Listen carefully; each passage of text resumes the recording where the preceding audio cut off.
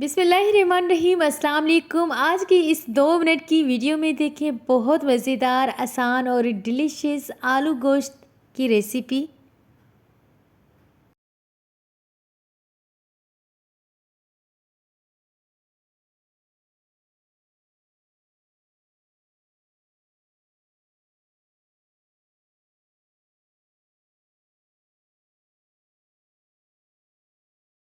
फटाफट से आज की रेसिपी को स्टार्ट करते हैं। 1.5 kg बीफ है, फ्रेश, यानी 1.5 किलो गोश्त है।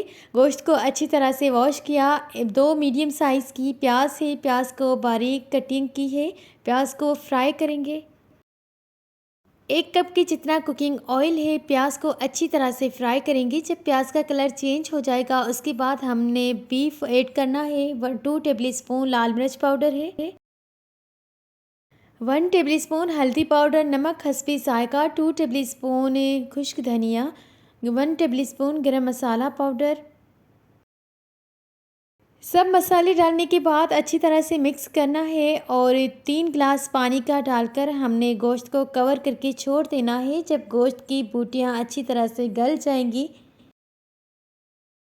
उसके बाद बड़ी साइज़ के आलू लिए हैं 3, वो हम ऐड करेंगे। एंड 3 मीडियम साइज़ के ऐड किए हैं टमाटर।